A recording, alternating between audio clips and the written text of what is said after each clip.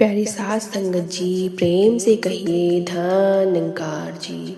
आशा करती हूँ संतों जी, आप सभी संत सतगुरु माता जी के आशीर्वाद से बहुत खुश होंगे। मैं आज आपके लिए एक और नई साखी लेके आई हूँ। आज की साखी का विषय है ब्राह्मणी और नेवला। तो चलिए संतों जी, आज की साखी का आनंद लेते हैं। एक गांव में देव शर्मा नामक ब्राह्मण अपनी पत्नी के साथ रहता था। उसके घर के आंगन में एक नेवली भी रहा करती थी। देव शर्मा की पत्नी गर्भवती थी और संतो जी, जिस दिन उसने पुत्र को जन्म दिया, उसी दिन उस नेवली ने भी एक नेवले को जन्म दिया।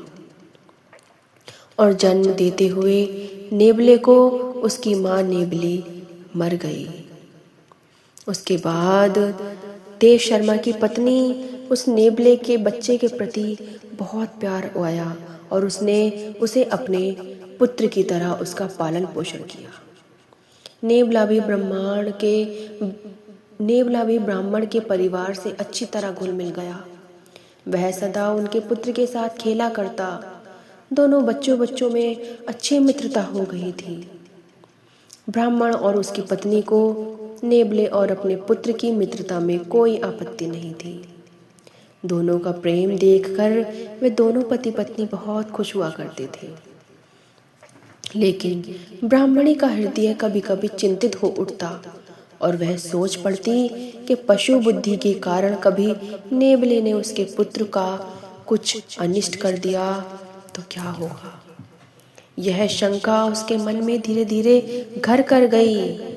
उधर ब्राह्मण का विश्वास था कि पशुओं में भी प्रेम भाव की समझ होती है और नेवला अभी उसके पुत्र का कभी भी नुकसान नहीं कर सकता है।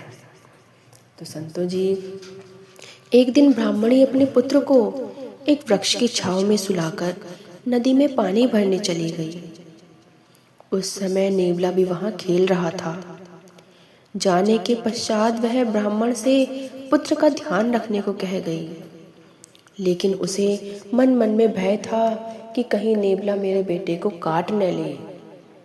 ब्राह्मणी के जाने के बाद ब्राह्मण ने सोचा कि नेवला और उसके पुत्र में गहरी मित्रता है, वह उसे नहीं काटेगा, कोई नुकसान नहीं पहुंचाएगा और मैं भिक्षा मांगने किसी गांव में चला जाता हूँ। ब्राह्मण वहां से चला गया और वृक्ष के नीचे उसका बेटा सोया रहा और नेवला उसके आसपास अपने खेल रहा था। लेकिन वृक्ष के नीचे बने बिल से एक काला नाग निकल आया और ब्राह्मण के पुत्र की ओर बढ़ने लगा। पास ही खेल रहे नेवले की दृष्टि जब काले नाग पर पड़ी तो वह उस पर टूट पड़ा और उन दोनों में बहुत लड़ाई झगड़ा हुआ। नेवले ने भी अपनी जान न बख्शी और उस सांप को मार डाला।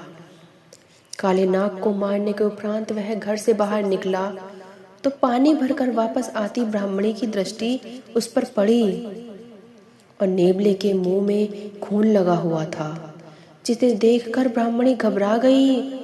उसके मन में यही आया कि कहीं इस नेवले ने मेरे पुत्र को काट कर न खाया हो।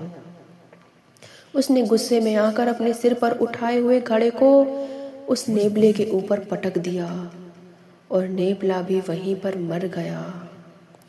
भागती हुई ब्राह्मणी जब अपने पुत्र के पास पहुंची तो उसे वृक्ष की छांव में शांति से सोते हुए पाया उसने अपने बेटे को, और पास में ही काले नाग का शरीर मृत पड़ा हुआ था। उसे समझते देर न लगी कि उस नेवले ने तो उसके पुत्र की रक्षा की है, नेवले ने काले नाग को मारा है। वह दुख और पछतावे से अपना सर पीटने लगी। तभी ब्राह्मण भिक्षा लेकर वापस लौटा। ब्राह्मणी ने उसे नेवले की पूरी बात बताकर अपने आप को कोसने लगी। यदि मेरी बात मानकर तुम पुत्र के साथ रहते और लोभ वश में भिक्षा न मांगने जाते तो आज नेवले की जान बच गई होती।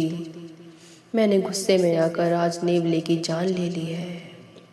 संतो जी, हमें इस साखी से यही सीख मिलती है, बिना विचारे जो करे सो पाछे पछताए।